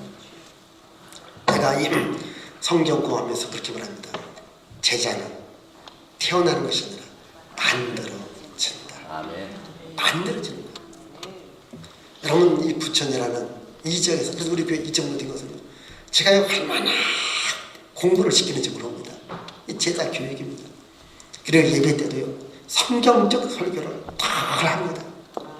왜? 그래야 이 교회가 유지되어지는 것이지요. 뭐 그냥 되지 않습니다. 그래서 오늘 여러분 정말 우리 기독교는요 교육이 참 약합니다. 여러분 교인들한테 얼마만큼 교육을 시킵니까? 예? 여러분 근데 자 예수님께서 대중을 향하여서는 설교를 했습니다. 제자들한테는 교육을 시켰습니다. 군중들이 나간 후에 제자들이 예수께 왔습니다. 예수님 이 말씀 좀 알려주세요. 그리고 제자들은 따로 교육을 시키는 그게 제자 교육이거든요. 12명 시킨 겁니다. 그 중에 하나는 가룟유다가 나온 거예요. 여러분 100% 성공하려고 생각하지 마세요. 그 중에 꼭 가룟유다 같은 사람도 한 명이 있긴 있습니다. 그래서 내비두세요. 나가면 나가더라고요. 여러분 저는 이 요한복음 13장에 보면 이 가룟유다와 예수님과 대화하는 게 네가 나를 팔자구나. 빨리 가서 일해라. 처음 이해가 안 됐습니다. 그럼 붙잡아야 돼. 나가지 말라 붙잡아야 되죠. 근데 빨리 가서 네 할 일을 하라는 거예요. 그래서 여러분 교회는 근데 빨리 가라고 하면 안 됩니다. 그래서 붙잡으셔야 됩니다. 붙잡으셔야 돼요. 그래도 붙잡아도 간다면 어떡합니까? 내비두세요. 근데 붙잡기는 붙잡아야 돼요. 그러나 교육은 시켜야 돼요. 근데 여러분 교육시킨다고 해서요 100% 성공은 아닙니다. 그래도 안 시키는 것보다는 시키는 것이 훨씬 유익합니다. 여러분 성도님들 정말 교육시키는 이런 데 한번 생각해 보라는 거예요. 이 구원의 진리. 제가 여기 보면요 이제 구원에 관한 진리. 그리고 우리가 갖고 있는 성경책이 어떤 책이죠? 5권책이 성경에 관한 책입니다. 6번째가 교회에 관한 이야기입니다. 그리고 7번째가 제가 우리 총회에 성지순례 갔을 때 사도행전 말씀 중에서 선교에 대한 길을 하잖아요. 그리고 1권은 그 예수 그리스도의 비유에 대한 이야기를 통해서 가장 먼저 우리 초신자들한테 성경을 가르쳐주는 요것은 이번에도 재판으로 다시 나옵니다. 그러니까 성도들에게 끊임없이 가르쳐줘야 돼요. 저는 다 그냥 프린트를 해갖고서요 또 복사를 해서 다 나눠주면서 공부시키는 거예요. 그리고 저녁 설교 여러분들은 주일 저녁 때는 항상 구약 성경을 총이야기합니다. 이사야가 끝났습니다. 지금 예레미야로 나갑니다. 여러분 수요일 저녁 때는요 신약을 나갑니다. 신약이 지금 히브리서까지 히브리서 13장입니다. 히브리서 끝나면 야고보로 갈 거예요. 베드로전서 갑니다. 그리고 금요철에는 또 책 한 걸 찍어서 쫙 씁니다. 항상 성경적 설교를 하게 하면서 성도들에게 영적인 양식 이 교육을 내가 늘 시키고 있습니다. 여러분 가서 교육시키십시오. 여러분들이 저도 처음에는요 이 한국에 나오는 아마 성경 공부 교재는 저도 뭐 나름대로 다 제가 아는 것을 다 샀습니다. 그러다가 처음에는 저도 남의 교회 거 다 사다가 공부하다가 가만히 내가 알고 있는 구원에 관한 것을 한번 이야기하자. 그래서 나름대로 이제 그런 책, 이런 책 다 모아서, 그래서 제가 책을 한 권, 두 권 쓰기 시작하면서 우리 교인들한테 알려준 겁니다. 어떤 때는 내가 궁금하면 교인도 궁금하겠구나. 내가 알고 싶은 건 교인도 알고 싶겠구나. 요거 하나씩 이제 정립하면서 이제 교인들이 가르쳐 줍니다. 그래서 여러분, 이 제자 훈련을 저는 4년간 합니다. 그러니까 봄학기, 봄학기, 가을학기. 그때 이제 성경에 있는 이야기, 예를 들면 구원에 관한 이야기, 교회에 관한 이야기, 영적 전쟁에 관한 이야기, 직분에 관한 이야기, 이것을 이제 8가지를 이렇게 가르쳐 줘야 이제 제자반 이제 졸업을 하는 겁니다. 그래서 계속해서 교육과 훈련을 시켜야 됩니다. 여러분들도 하십시오. 하면 교회가 단단해집니다. 또 하나님께서 기뻐하시고 성도들의 신앙이 단단해집니다. 자, 이제 그 다음 이제 5가입니다. 6월절 양과 예수님. 자, 읽습니다. 아담의 범죄로 인간의 죄인이 되었다. 죄인은 제 스스로 죽어야 한다. 하나님은 죄인의 죽음을 어린 양으로 대신했다. 하나님이 저만 어린 양이 죽는다면 용서해 주신다. 어린 양은 모든 죄인을 구원할 예수님을 예표한다. 자, 그 다음 6월절 양을 잡는 방법에 대한 이야기. 6월절 양으로 오시는 예수님. 첫 번째, 예수님은 인간의 구원을 창세전에 예정하다. 자, 두 번째, 예수님의 어떤 죄인이 속죄를 받았으나 세 번째, 예수님의 피로 죄인이 속죄하거든. 자, 네 번째 보시면 예수님은 언제 속죄를 하시는 때는 언제인가? 자, 여기 보니까요. 자, 마가복음 1장 15절. 자, 읽습니다. 이가 되찾고 하나님의 나라가 가까이 왔으니 회개하고 복음을 자, 믿으라. 갈라디아 4장 4절. 때가 차에 하나님이 아들을 보내사 여자에게 선하게 하시고 자, 에베소 1장 9절. 그 뜻의 비밀을 우리에게 알리신 것이요 그의 기뻐하심을 따라 그리스도에서 때가 찬 경륜을 위하여 예정하신 것이요 마태복음 26장 18절. 내 때가 가까이 왔으니 내 제자들과 함께 이루어질 내 집에서 지키니까. 요한복음 17장 1절.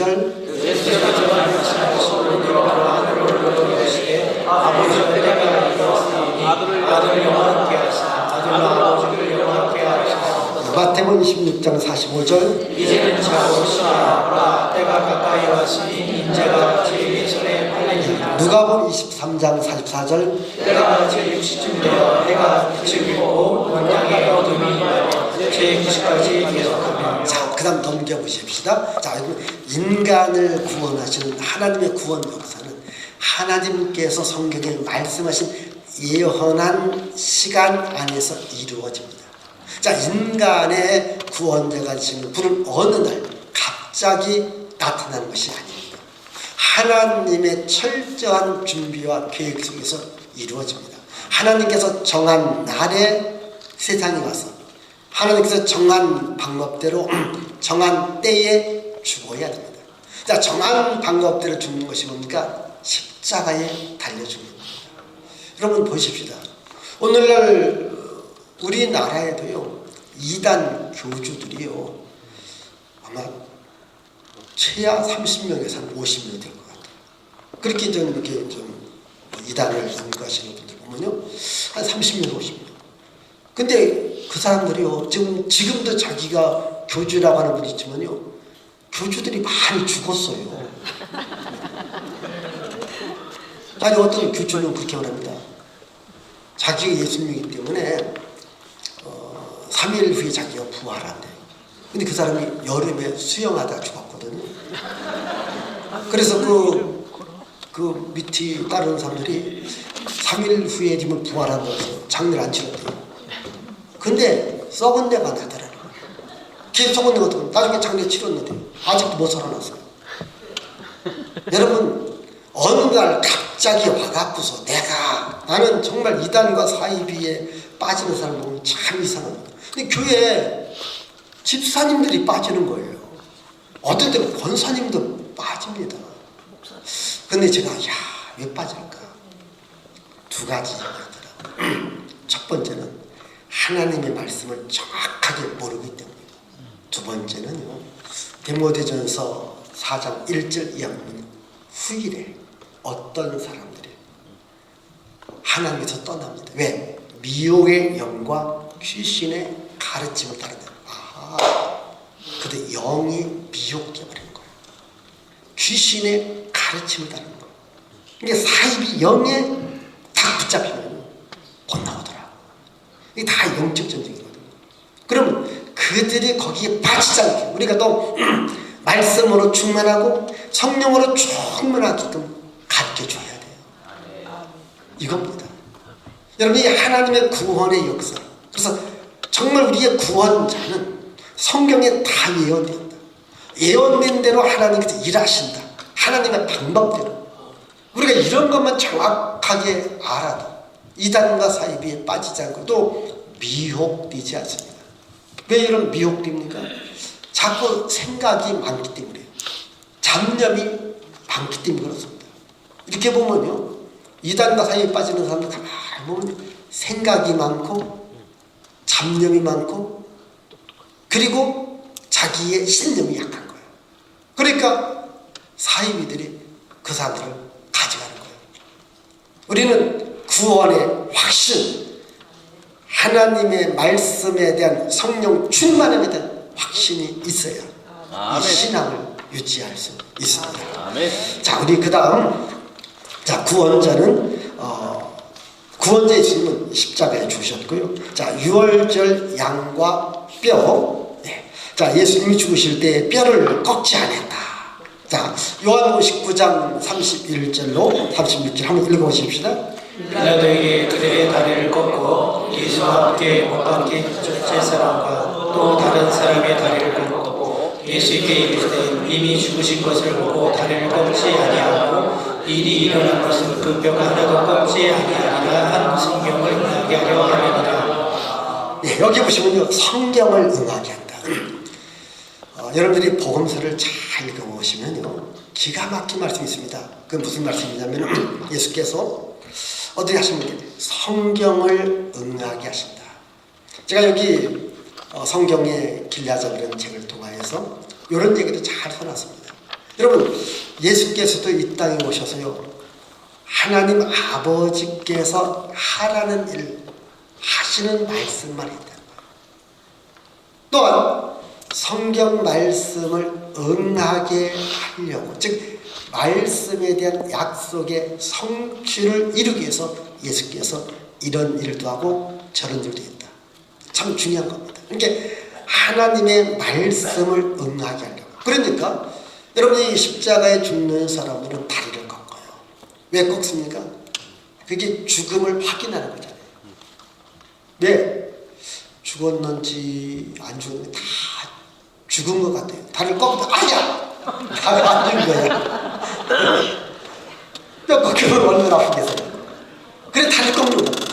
그래서 다른 사용자들은 꺾었지만 예수님 꺾지 않아요. 왜 꺾지 않았는데? 여기 보니까 성경을 응하게 하는 거예요. 자, 그래서 지금 다윗의 증언과 뼈 있지 않습니까? 시편 34편 20절 읽습니다. 그의 모든 뼈를 모아주시며 그 중에서 하나도 꺾이지 아니하더라. 성경에 이렇게 나와 있습니다. 자, 우리 그 다음도 읽습니다.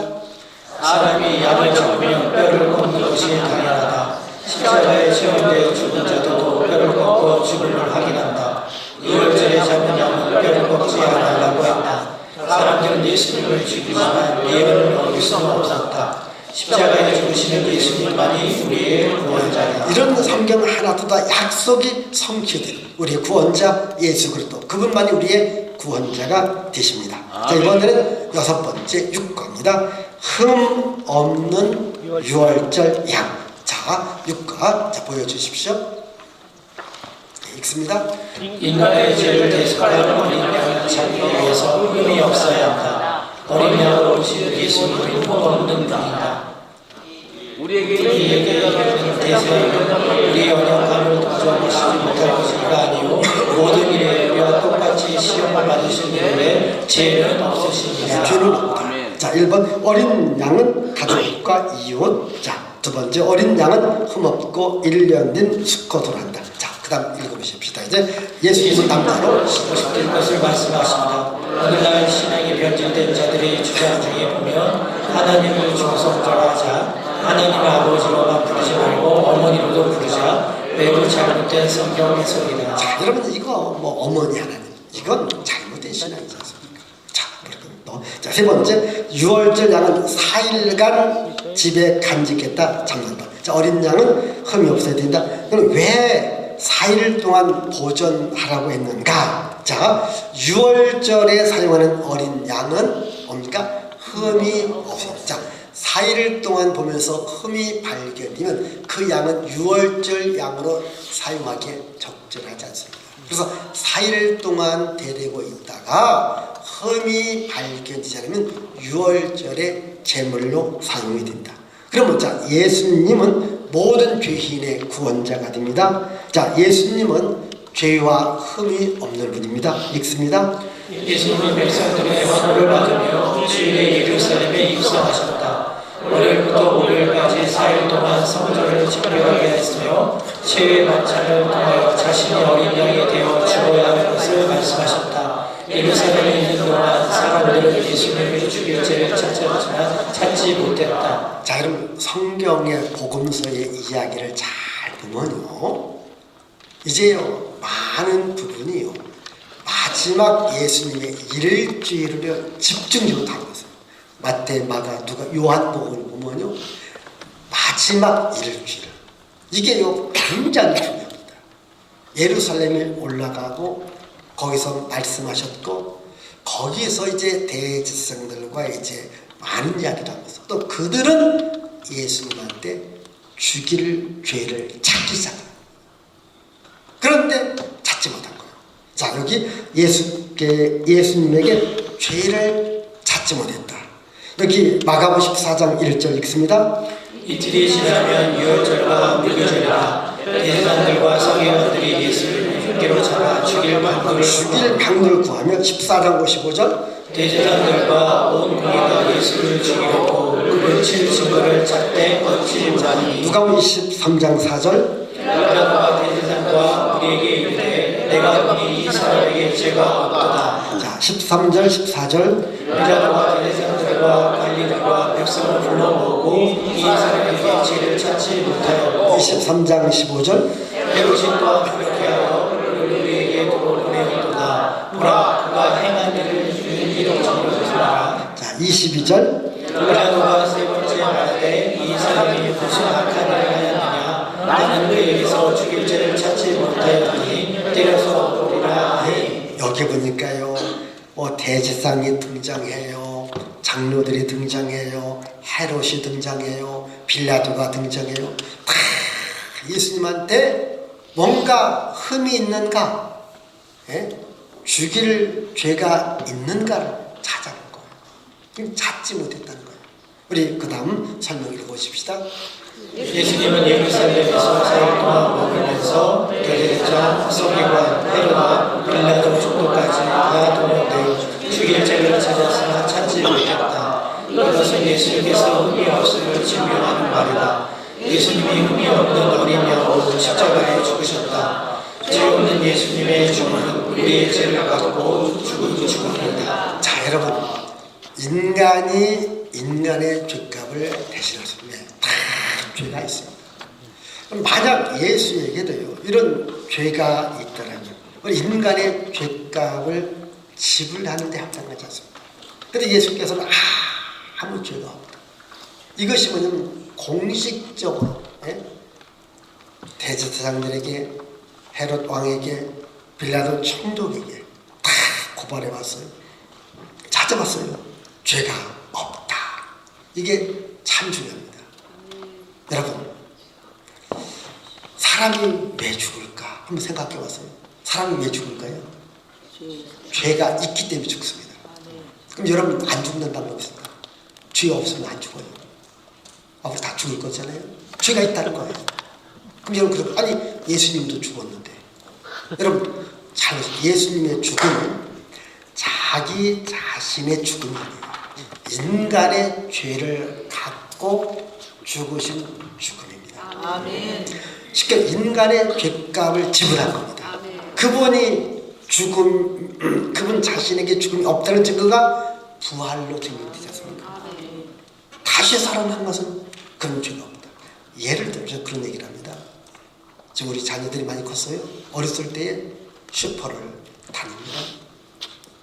날마다 슈퍼 갈 때 돈 달라고 하니까 나도 귀찮고 애기도 귀찮으니까 슈퍼 주인한테 말합니다. 그냥 이상을 적어놔라. 내가 그냥 한 번 주겠다. 그런데 이제 아이들이 갈 때마다 슈퍼 주인 막 뭐라, 야, 돈 갖고 안 갖고 돈 안 갖고 그냥 막 야단치는. 근데 자기 아빠가 들어가는 게 우리 아빠도 슈퍼 주인한테 야단 맞겠다. 왜 야단 맞습니까? 돈을 한 문큼 주거든요. 고맙습니다. 감사합니다. 그 들어갔지만은 다시 나온 거예요. 왜? 그냥 외상값만 주고 나오면 되는 거예요. 인간의 죄라는 이 값을 예수께서 지불하고 나온 거예요. 이게 지금 죄가 없습니다. 예, 아멘을 안 하세요. 이게 지금 죄가 없습니다. 괜히 죽었다고 죄가 있고, 그건 우리의 죄를 받고. 예?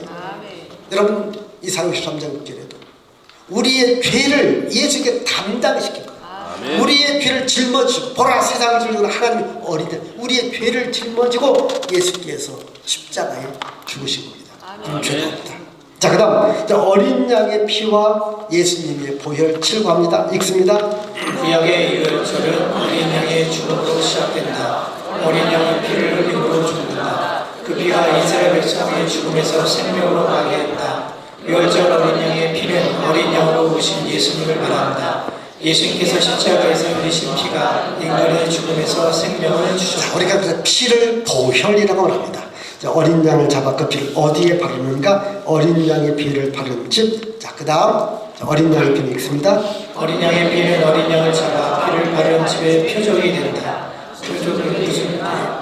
여호와께서 하나님께서 피를 볼 때 넘어간다는 표적이 된다. 피는 표적이 되는 무슨 표적이냐? 넘어간다. 이걸 넘어간다. 죽음이 넘어간다. 죄가 넘어간다. 자, 우리 그 다음, 자, 여호와께서 피를 보면 어떻게 하겠다? 자, 여기 읽습니다. 문이 밤에 좌우 문소시에 피를 묻으시면 여호와께서 그 문을 넘으시고 여러 자에게 너희 집에서 들어가서 너희를 치지 못하게 하실 것입니다. 자, 문 인방과 좌우 문설주에 왜 피를 바르게 될까? 문은 출입을 말하죠. 보호를 말합니다. 여기 중요한 구원자 예수님을 말합니다. 예수님은 양의 문이 되시죠. 예수님은 양의 생명을 안전지키는 보호하는 문이 됩니다. 예수님은 천국에 들어가는 문이 됩니다. 아멘. 여러분, 요한 10장에 나는 양의 문이다. 여러분, 이제 양을 치는 목자들이 양을 칩니다. 그리고 앞에 문을 내놓습니다. 바로 그 문 앞에서 목자가 찬답니다. 그래서 들어오고 나가고를 그 목자가 지키는 거예요. 그래서 내보내고 들어오고 밤에 잘 때도 그 앞에서 자기 때문에 원수가 들어오지 못하니까. 그래서 예수님 바로 우리 성문을 지키고 보호하고 인도하고 함께 하시는 주님이시다. 우리 그 다음 읽습니다. 양의 피를 문 인방과 문설주에 바른 것을 보시면 멸하는 자를 너희 집에 들어가지 못하게 하라고 했다. 하나님께서 내 양의 피가 바른 집에 죽음이 들어가지 못하도록 하셨다. 어린 양으로서 와서 피 흘려 죽으신 예수님의 피가 나에게 있다면 죽음의 재앙이 들어오지 못한다. 예수님의 피를 믿는 자에게는 절대로 죽음의 재앙에 들어오지 못한다. 예수님의 피는 우리의 생명을 보존하실 뿐 아니라 영원한 생명의 나라인 천국으로 인도한다. 아멘. 유월절에 피를 바른 것은 속죄를 의미합니다. 자, 예수께서 흘리신 보혈에 대한 이야기를 한번 보겠습니다. 자, 예수님은 언약의 피입니다. 자, 마태복음 26장 28절입니다. 이것은 제3으로 얻게 하려 많은 사람들 위하여 피 흘린 바 나의 피 곧 언약의 피니라. 십자가에 예수님은 창으로 뚫으니 바로 물과 피가 나왔다. 예수께서 흘리신 보혈을 마시는 자는 어떻게 될까요? 자, 그 다음 읽습니다. 그 다음 예, 자, 우리는 예수님의 피의 보혈이라고 한다. 예수님의 피가 보혈이 되는 것은 나에게 생명과 구원을 주기 때문이다. 예수님의 보혈을 무시하는 자들은 이단이요 사입이요 적그리스도요 원수요 마귀에게 속한 자들이다. 자, 여러분 그리스도의 핵심은 예수의 보혈이거든요. 근데 간간히 사입이 보면 저 보혈을 왜곡해서 설명하는 것이 있습니다. 우리는요 오직 예수께서 십자가에 흘리신 그 피만이 우리의 죄를 사하여 주십니다. 자, 우리 다음 읽어보십시다. 인간들의 능력에는 구원과 생명이 없다. 오직 예수님의 피에만 구원과 생명이 있다. 예수님의 피로서 생명과 사망이 갈라지고 천국과 지옥이 갈라진다. 그렇습니다. 오직 예수 피입니다.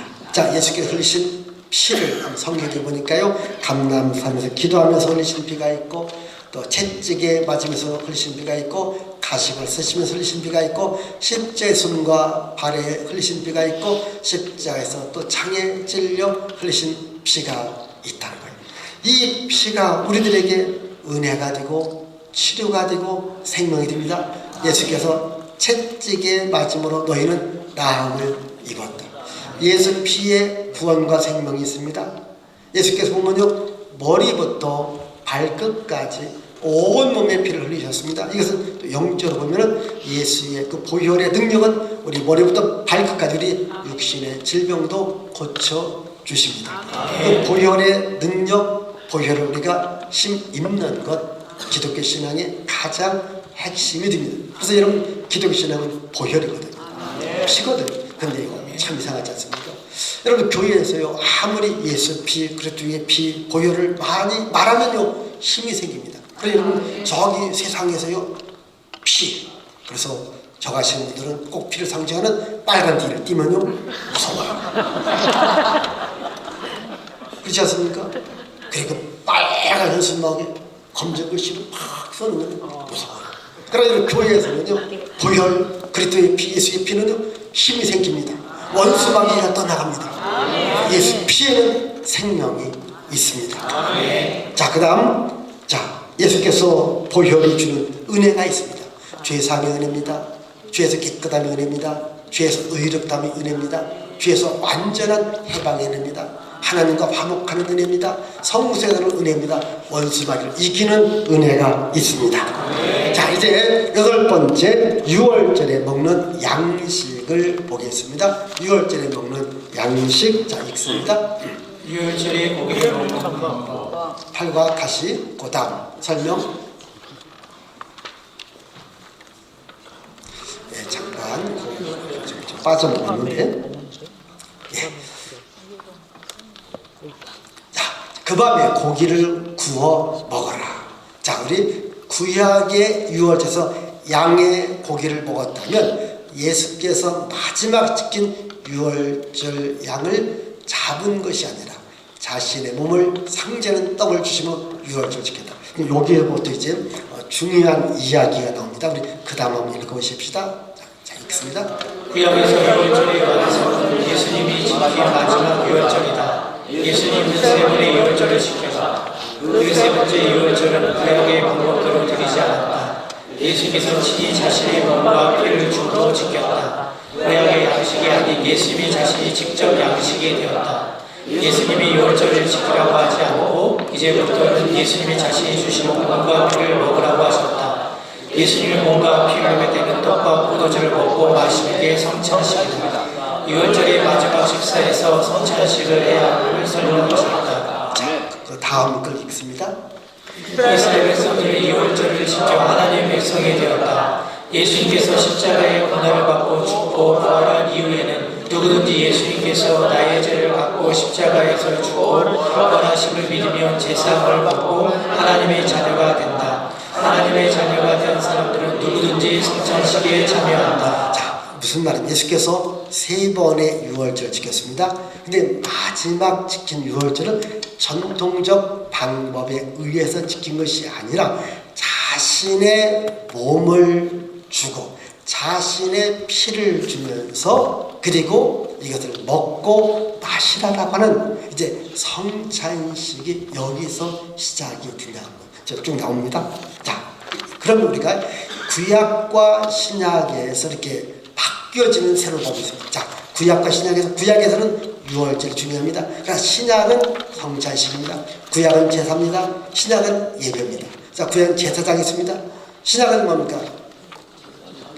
제사가 아니라 제자가 있고 사도가 있습니다. 또 우리 구약에서는 할례가 중요합니다. 신약은 세례입니다. 그리고 안식이 중요합니다. 신약은 주일이 중요합니다. 성전입니다. 교회입니다. 율법에서 복음, 유대인에서는 이방인, 성민 또 선민. 우리는 의인입니다. 구약은 하나님의 백성입니다. 신약은 하나님의 자녀입니다.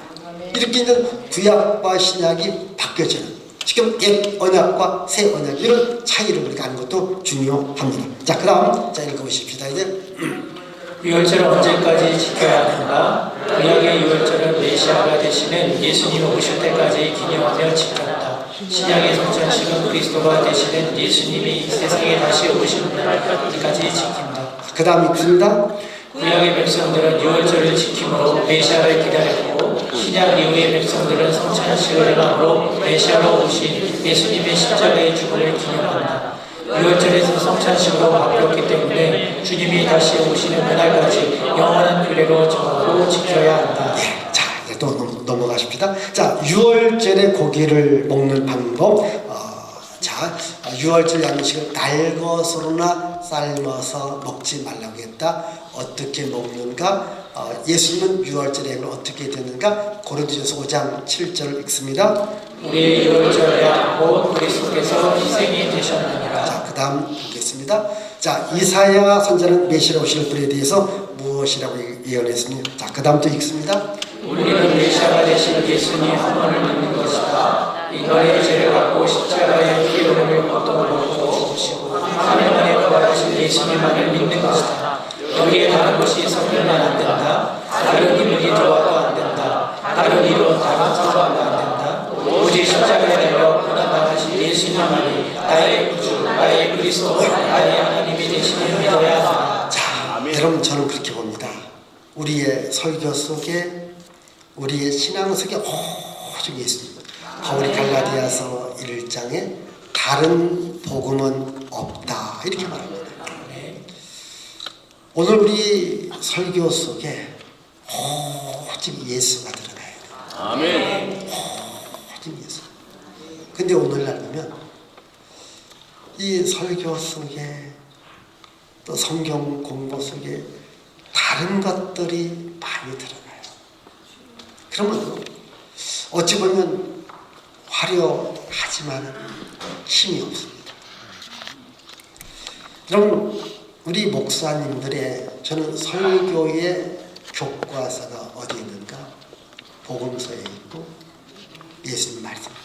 제가 이것을 이제 예수님의 비유 잘 보십시다. 최고의 설교. 그리고 두 번째로는 사도행전의 설교가 있습니다. 베드로의 설교가 있습니다. 스테반의 설교가 있습니다. 그리고 바울의 설교가 있습니다. 여러분 사도행전을 잘 보시면 메시지 간단합니다. 예수가 그리스도시다. 예수를 믿으면 영생을 얻는다. 여러분 사도행전 마지막에도 바울이 하나님 나라의 복음을 담대히 전합니다. 그리고 여기에 다른 사상, 다른 것들은 오직 예수, 오직 성경 자체 그대로 전할 때 힘이 있고 능력이 있습니다. 자, 여기 네 번째, 왜 먹고 남은 고기를 불로 태우라고 했는가? 고기 먹을 때 어떤 자세를 먹어야 돼? 책에 잘 나와 있고요. 우리 그 다음 하나님 시작. 하나님이 지시한 방법대로 고기를 먹는 것은 즉시 애굽을 떠나고 지금 살고 있는 집을 떠나야 한다. 애굽은 영적으로 제약된 세상을 의미한다. 지금 우리의 옛 생활을 의미한다. 우리의 옛 생활과 제약된 세상을 빨리 떠나 말씀이 지시하는 새로운 세상으로 가야 한다. 성도들은 하나님의 말씀을 먹으면 즉시 그 말씀대로 살아가야 한다. 말씀이 인도하는 대로 살아가야 한다. 네, 우리 성도들의 약점 중에 하나가 그겁니다. 이렇게 보면 설교를 많이 듣기 때문에 아는 것만 해요. 근데 이것을 즉시 삶에 적용을 못합니다. 여러분 하나님의 말씀을 내 삶에 적용하면 기적이 일어납니다. 아멘. 능력이 일어납니다. 아멘. 여기서 말씀 놓고 즉시 떠나가라고 했어요. 6월절 약속은 즉시 떠나가는 겁니다. 말씀에 생명이 있습니다. 그래서 우리는 항상 우리 성도들에게 말씀을 들었다면 실천을. 자, 기도하는 설교 들었다. 그럼 빨리 기도해야 돼요. 기도. 전도하는 설교 들으면 나가서 전도해야 돼요. 11조 설교 들었다면 아니면 빨리 해야 돼요. 선교해야 된다. 선교는 해야 돼요. 듣기만 많이 듣고 실천에 안 옮기면 안 되지 않습니까? 빨리 실천에 옮기는 것. 이게 능력입니다. 자, 그 다음 이방인이라도 유월절에 참여할 수 있는 사람은 누구입니까? 거기 보십시다. 자, 그 다음 43절 44절 읽습니다. 출애굽기. 여호와께서 모세와 아론에게 이르되 유월절 규례는 이러하니라. 이방 사람 먹지 못할 것이나 각 사람 돈으로 산 종은 할례를 받은 후에 먹을 것이며. 네. 자, 12장 48절. 너희와 함께 거류한 탕이 여호와의 유월절을 지키고자 하거든 그 모든 남자는 할례를 받은 후에야 여호와의 지킬지니 곧 그는 공동이와 같이 될 것이나 할례 받지 못한 자는 먹지 못할 것이니라. 그 다음 설명 보십시다. 자, 구약의 할례와 신약의 세례입니다. 읽습니다. 이방인과 종과 이스라엘 백성과 함께 거류하는 탕인 중에 유월절을 지키는 일에 참여하려면 할례를 받아야 한다. 할례는 뭐냐면 아브라함에게 주신 언약으로 아브라함의 자손 즉 하나님의 백성이 되는 언약이다. 그 다음 읽습니다. 예수님의 유월절 양으로 십자가에 죽으셨다. 유월절 양으로 십자가에 죽으신 예수님은 성부와 성자와 성령의 이름으로 세례를 받으라고 했다. 그 양은 할례를 통하여 이방인과 성도 이스라엘 공동체 안에 들어올 수 있다. 신약의 세례를 통하여 교회 공동체 안에 들어올 수 있다. 세례는 예수님의 나의 주님으로 나의 하나님으로 나의 그리스도로 믿었다고 하는 신앙 고백이다. 자, 여러분, 세례는 예수님이 명령하시지 않습니까? 이 떡을 먹어라, 이 잔을 마시라. 성찬식도 예수께서 영원한 기념으로 우리들에게 제정해 주셨고, 나가서 복음을 전하는 자들마다, 믿는 자들마다 성부와 성자와 성령의 이름으로 세례를 주라. 예수님의 명령입니다. 그래서 우리는 누구든지 예수를 나의 주, 나의 그리스도를 믿는 자는 세례받고, 또 세례받았다는 것은 내가 하나님의 자녀가 되었다는 증거입니다. 자, 이런 것을 우리가 성도들에게 잘 이야기해 주는 것이 매우 중요합니다. 죄짐 맡은 우리 구주 어찌 좋은 친구